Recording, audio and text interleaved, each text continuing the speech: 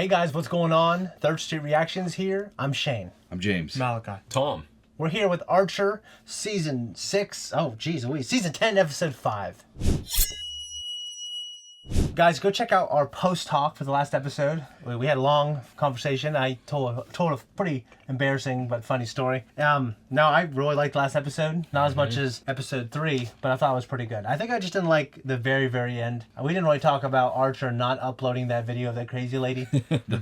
I think I would have done it because it's like, just because I made that promise, I think. You know what I mean? Yeah. You know, you did a lot of shitty things, but you're going to do one last brave thing. Yeah. Okay? She did. And I'll give you the thing that you know you want, which is just people... The glory. She held up her end. She held up her end. Yeah. And that's the only thing I look at, right there. She held up her end.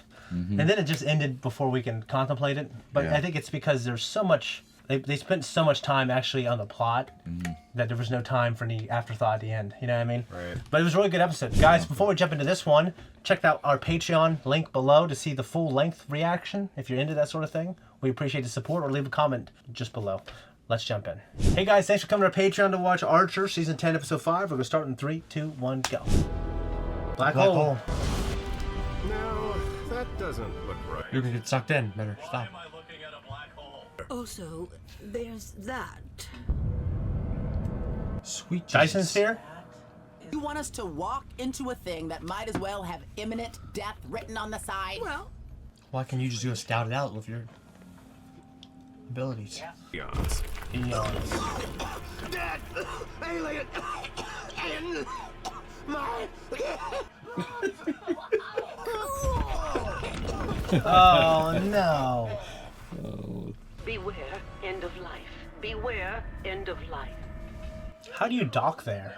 I kind of wish we'd worn helmets. Time to go. Cyril, Pam.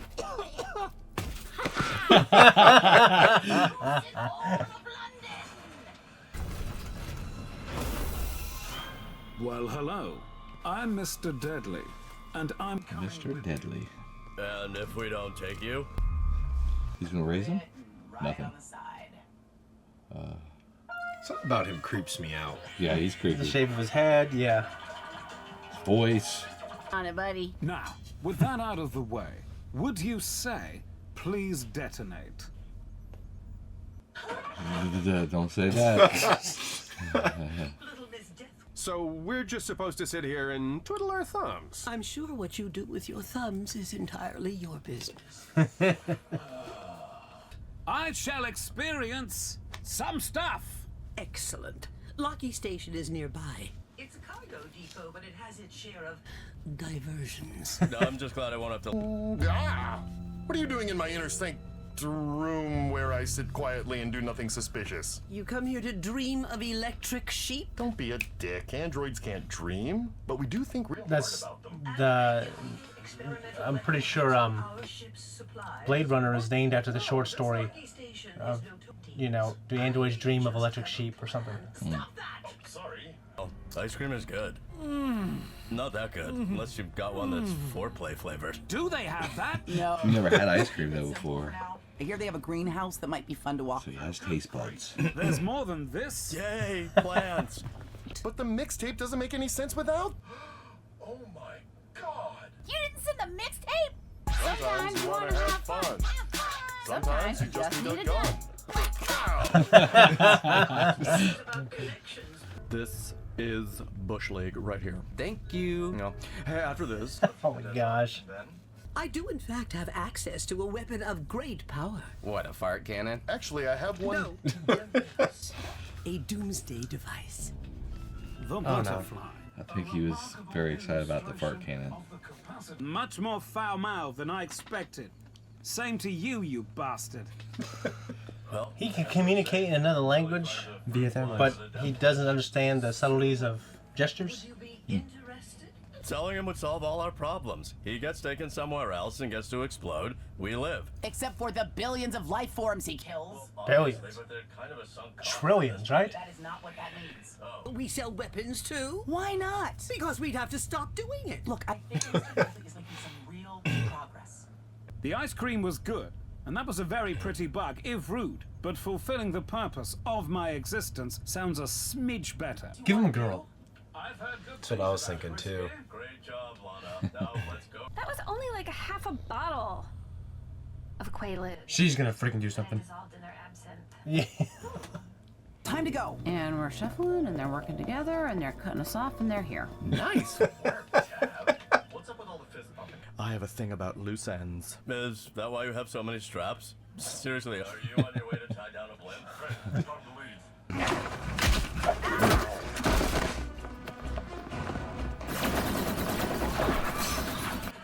Oh. He dies. He explodes. Well, you should have led with that. Oh, we're so... Was he just still keep shooting? Yeah. God damn it! I think they used your stick thing. It's called a quarterstaff? Fine. They used your quarterstaff. You have a gun. Can you stay here for just a few minutes? Oh, great. I've waited thousands of years, so what's a few minutes? That's a yes, right? Yes. I would have someone watching. Give him some with XX chromosomes and he'll change his mind. No, he'll want to kill himself more. Okay, bye. We're gonna die. If we are, there's something I need you guys to know. Ravioli Day! I love ravioli You do love ravioli. and SpaghettiOs. You still eat that like I saw crazy? I remember you were asleep one time Hold with on. like spaghetti You sauce over may your stomach. have some unhealthy associations with sex and death. Oh. Benefit of two, I suppose, but oddly, I find a limpid rush of passion in myself. She's red cheeks. Blushing. What was your name? There's some debate on that. Well, whatever it is, I love you. Yes, well, What if he stays in the show? What did you just do? I don't know. I wasn't listening either. Unfortunately, we were. And there are some things you can't unhear. Yeah, like, why was it so squelchy? Well, Nope. Where did he go? Oh. who? Last one to grab him buys tacos. Oh, set me up the whole way.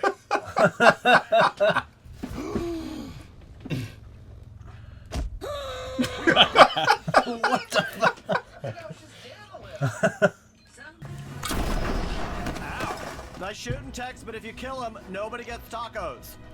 Oh, hi, guys. That was a risky shot. From the ship. Oh, suppressing fire!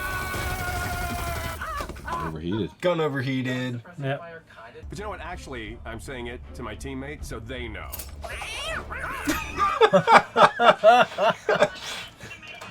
The Invisible Fist. That could be my code name. So what do you say? I'm your scrappy apprentice, and you're my gruff but lovable. Think about it. What is that red powder you threw in someone?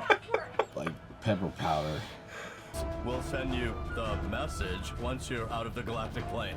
Jesus, Archer. You need to get him so far away. Sometimes. Multiple galaxies. Wow. Mr. Deadly. Yeah, aiming at you guys. Thanks for being so conscientious. I won't even take that risk. Oh, no. Someone died in the middle. Oh, she took a gunshot to the chest. Now she's got painkillers. Oh, she's got the best one. You overcame your simple biological impulse to live. Just trying to do what's right. Oh, right. Oh, cool. Holy. Whoa, smells like Stir Friday in here. Kill him? Yeah, you're probably gonna want to check into rehab, like immediately. You forgot this. I came as quick as I could, you know, after they died. You are a paragon of bravery. All right, let's shoot you. Paragon of bravery. I think my change of heart may have diffused me. Only now do I see that when one's purpose is evil, achieving that. Oh.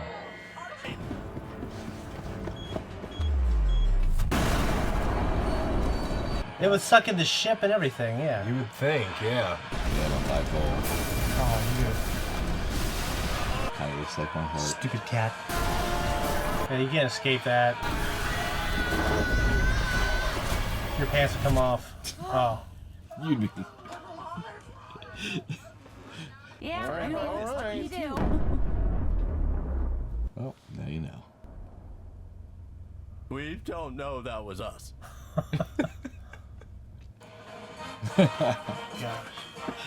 Mark Gannick. Full length. See it back at DTube channel for the discussion. Guys, that was a reaction. Well, Mark. It's written by Mark Gannick. Who was a guest star? Matt Berry and Thomas Lennon. Don't know who those are. Matt Berry. Let's look that up real quick. Yep, Mr. Deadly. It's this guy. don't know if I've ever. Have you seen him before? Never.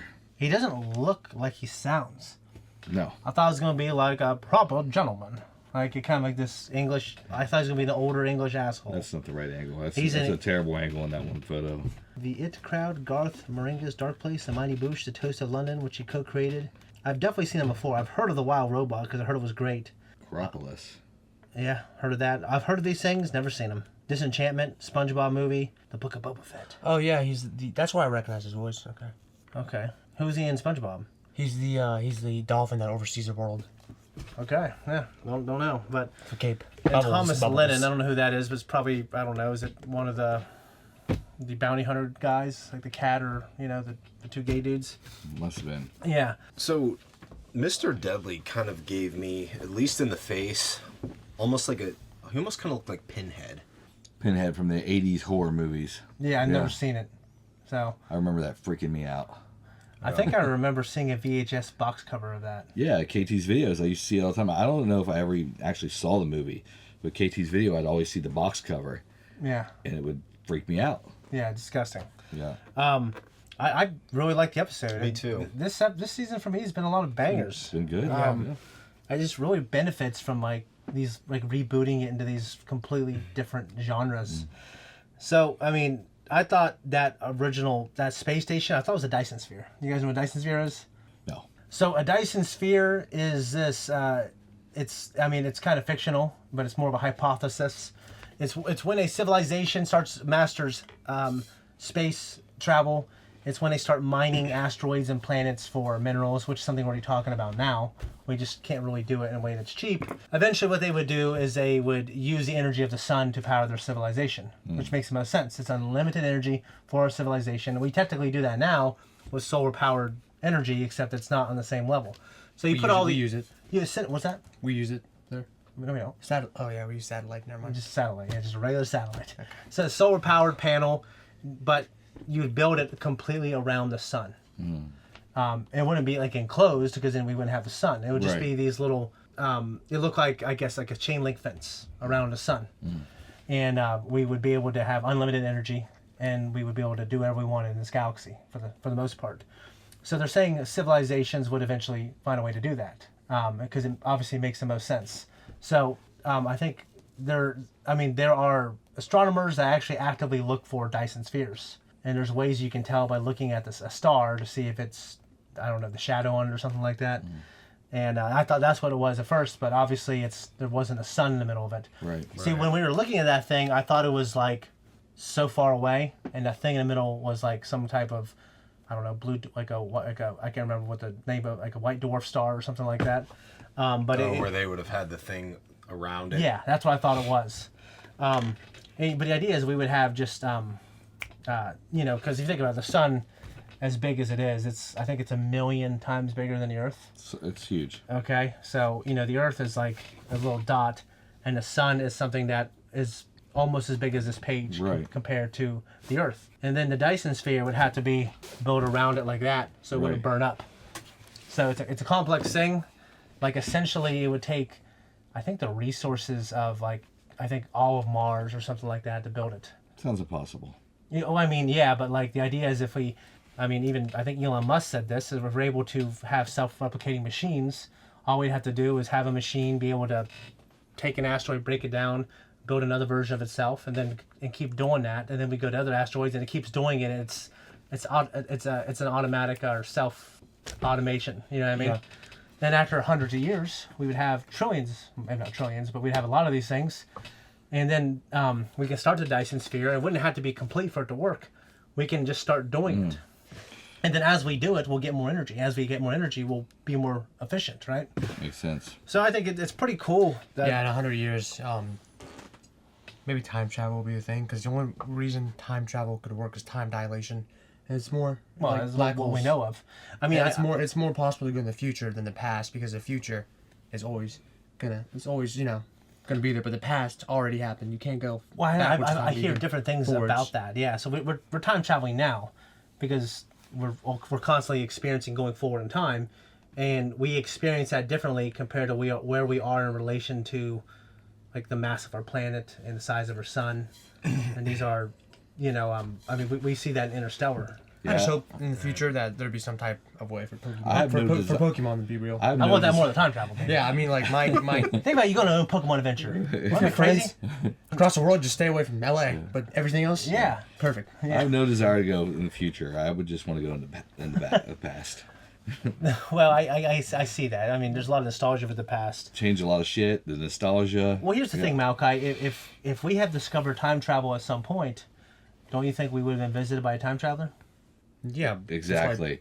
But like I mean, Stephen Hawking. For the past, you can't go. That's Stephen Hawking held a big dinner party for time travelers. No one shut up. And he put in the newspaper like a week later and said, "Just so you know, I did host a dinner party for time travelers.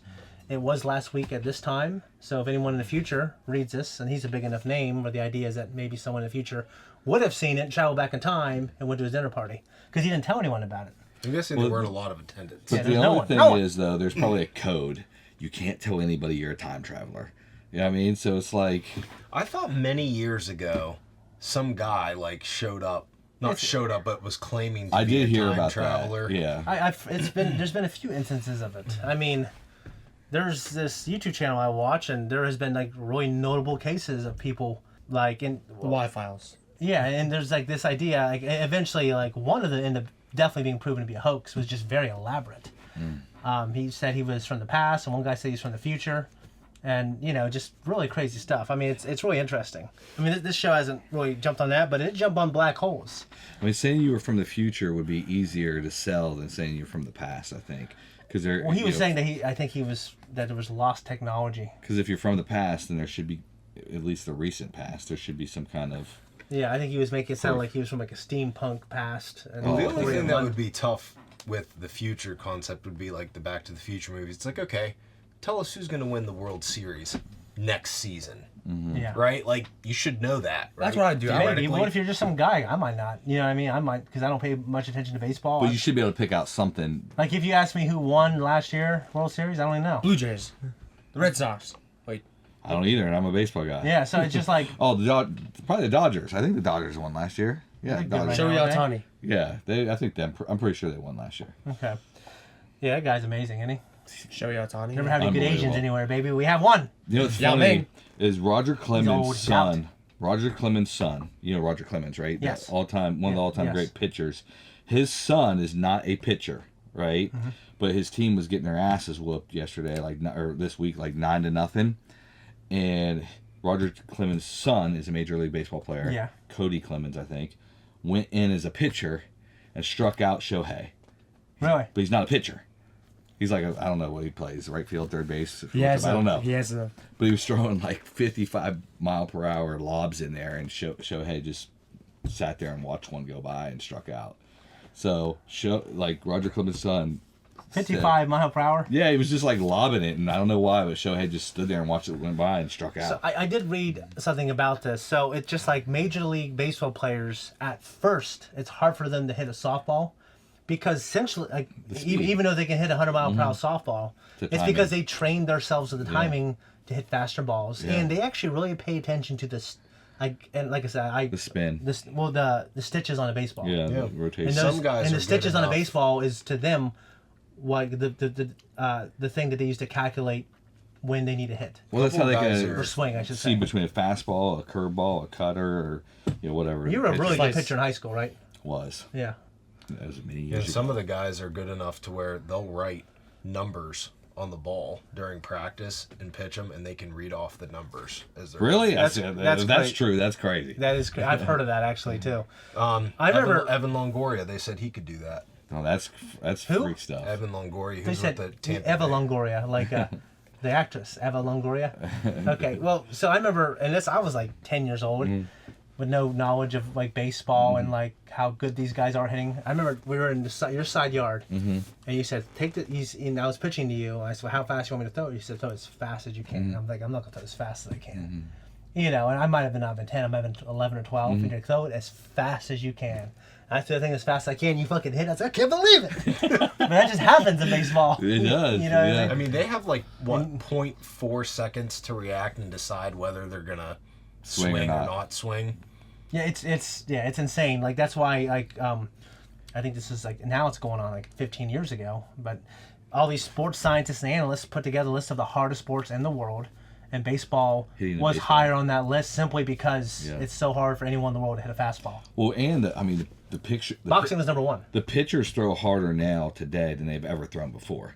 You know what I mean? So like it's since that study or whatever, it's gotten even more difficult. Really? Yeah. Well, because people have been throwing fastballs for 30 years, right? Yeah, but the physical fitness, the training is. I know, but like the speed of fastballs have not increased greatly or really at all because of like the limits on the human skeleton.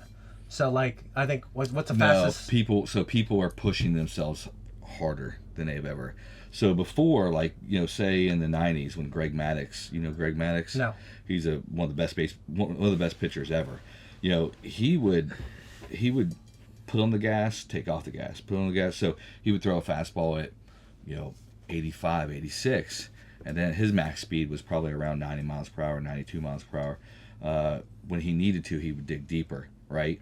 But you're saying now they're throwing more 100-mile or 95 now it's just... Well, some closers now are throwing like 104, 105. Yeah, now it's so just 105, isn't 105 the fastest? It's around that. That was Aroldis Chapman, who played for the Reds, played for the Yankees. Yeah, because someone did that like what, 30, 40 years ago, right? 105?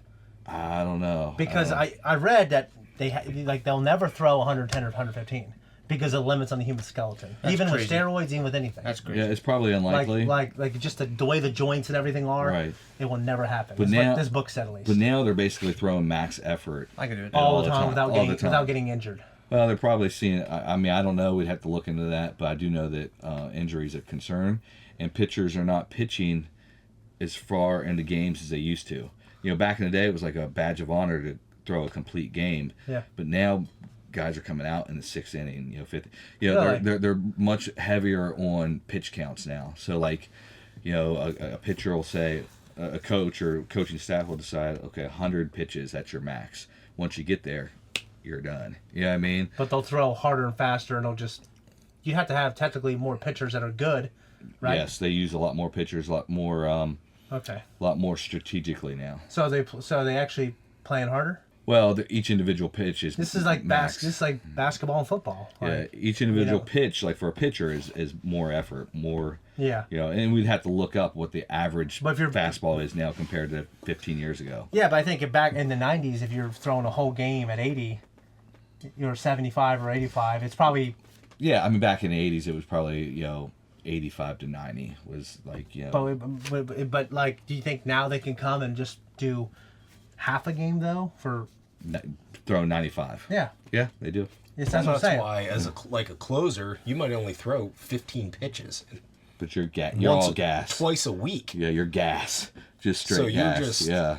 I really, now that I'm older, I wish I played baseball because my buddies, not so much now, but like some of my 20s and most of my 30s are asked me all the time to play softball. I just never I said, I'm not very good, dude. I never played anything. Right. I showed up one time and I did okay. Right. I was able to, thank God. It was underhand softball, so I was always able to hit it, thank God.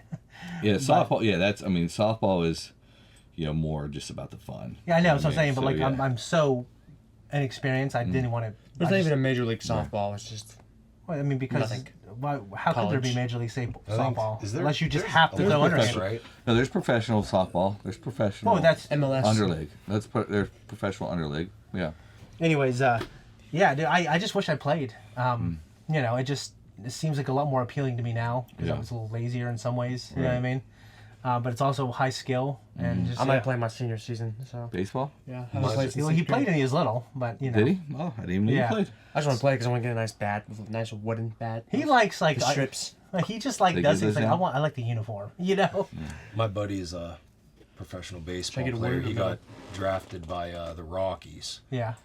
And he told me he's actually, I mean, it's middle of the season now. The season started, so he's gone. But he said anything from AA up, if you're playing in AA, you're good enough to play in the pros. He's like, it's literally, unless you're an Ohtani and like this prodigy, it's luck on whether or not, like, someone gets injured. You're like an injury away from getting called up. That's it. And then you prove yourself. He's like, AAA, you are good enough. AA, you're good enough. He's like, AA. Single A. Most people don't get above AA just because they're so good. What's MLB? Quadruple A. That's just the highest. That's the right? league. Okay. That's Yeah, the league. that's the league. It's Yeah. like the G League in basketball, except there's only one G League. Like there's not like, you know, A, B, C, E, F, G. You know, like just G League, right? He's like, yeah, you know, these AA, AAA guys, they're not getting paid a ton, but they're making a living. Yeah. But he's like, that's all it is. You're just getting that chance is literally the only difference.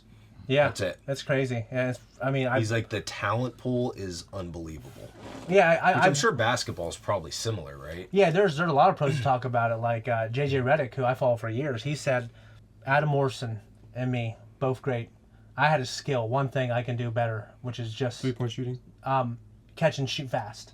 Not 3-point shooting, catch and shoot fast. And that's really it. And be smart about it, right? Yeah. And I got good. He got drafted. First it was Orlando, to a coach that understood, like, okay, we're going to use you a catch and shoot guy, and we're going to develop you. He said, I just got put into a good situation. Adam Morrison, remember, he was in the league he went to Lakers. Kobe Bryant actually bragged on Adam Morrison and said, this guy works harder than anybody. And he was close to Adam Morrison, actually, because you know how Kobe is. Yeah. Kobe doesn't like anybody, right, unless you work hard. Now Adam, I think he realized Adam works hard. He has a ceiling, and he's constantly trying to outdo that ceiling. But I respect him. Right. Anyways, but Adam wasn't put into a good situation, and now he's out of the league. He was a great college player. Yeah, he was out of the league in a couple of years. Yeah. So a lot, and like Tom Brady, like when he got drafted, he told his agent after a year, he's like, I want to buy a big house here. His agent's like, well, maybe you shouldn't, because he was like 4th or 5th string at that point. Yep. He just had like a naive view of himself, of how good he was. Right. But that naivety, like that naive self-belief is what got him into the position. And he has talked now. He said, if I didn't go to New England, I don't know what would have happened. Yeah. I just got drafted. I was in a good position. Situation. I was stupid enough to think that I was better than I was. And then the rest is history, because he had great teammates, he had great coaches. Best quarterback in history. Yeah, I think so too. Yeah. But he always puts his teammates and his coaching up there, though. Yeah. So it's all about the situation. So, a couple more things about this episode. I mean, I think Mass Effect is the greatest game trilogy I've ever kind of gave me that vibe. Played. Yeah, same. So the idea of Mr. Deadly and this super weapon, pretty crazy. Well, if there's this now, something that can destroy, you know. He said multiple. Did he say solar systems or galaxies? I thought he said galaxies, and I thought he said multiple. But like, that makes you wonder what else can be here with the technology. Yeah, I don't know if they'll introduce like the ceiling, or, you know, the what do they call it? You know, essentially spoiler, like the Reapers, they were in charge of basically managing the whole galaxy, and they did everything they could to manage it, and even influencing the evolution of species, right? Right. But I don't know if we'll ever see this, like the top of the hierarchy here. But it's really cool. I love the idea of like this ancient race of aliens fighting over this deadly weapon.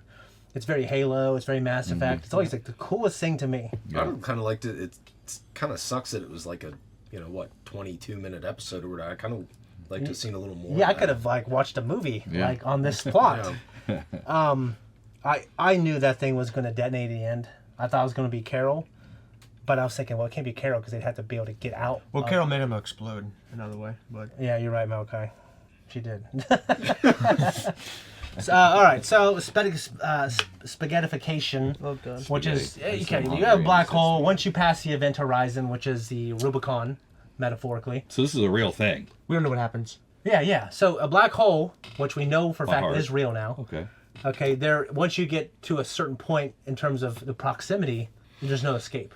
Not even light can escape it. It sucks in light. Yeah, it sucks in light, and that proximity line is called the event horizon. And eventually, as you hit that event horizon, you actually, just like in I think Interstellar, once you hit it, you actually start doing this. Okay, and then you'll feel yourself, and this is if you were just I've been in one before. Conscious, right? You would start to stretch out because gravity changes, even space time within this changes in a way. And I think Archer was saying, like, I don't want to be doing that for eternity. I don't know if they know what the space-time breakdown is. I don't think you're in there for eternity. But when you're outside the black hole looking in, You just see things get sucked up. Yeah. But once you're in the black hole, experiencing the difference in how time, space breaks down, you might be stretched out for it. I don't know. You might be. I'll pass. You might be experiencing it for a long periods of time. I don't know if it's hundreds, thousands of years. I have no idea. I don't think anyone knows. But it's awful. Yeah. One way or the other. And also, Mallory said, "Who gave you your first massage?" You know, whatever. Yeah, you gave me a weird look. And Well, I was it's like implying that Mallory gave him some kind of massage, yeah. Because they mentioned a Freudian. Well, yeah. So I'm like, That's why it implied to me that there was like some inappropriate relationship between him and his mother, which is kind of weird. The show has never done. I don't think so. Well, you don't think so? No. The show's Regular normally massage. The show's normally done. Well, she the said opposite. massage, like, and that Freud. That's why Sigmund Freud, his psychoanalytic theory is about, your relationship with your parents. That's why they call it like a Freudian slip, right? The show has alluded to I the know. opposite, that she was particularly harsh. I know, cold but that's towards him, right? that's what I'm saying. The show's never crossed that line. Or maybe she just paid for it. I don't know. And it was another woman. Okay, maybe. Who knows? That Sure was she my does. first Yeah, inkling that's until that's they what- said that. Okay, That's yeah, what maybe I'm just maybe it was a Freudian slip for me. I don't know. Yeah. Anyway, so we can talk about this forever, but I thought it was a great episode. So. It was good. Oh yeah. Oh, the idea of the battle suits giving you epinephrine. Oh, That's really cool. Yeah, It's a that good. was- We've seen that before. What? EpiPen. Yeah, which is epinephrine is just adrenaline. I thought it was really cool. Yeah.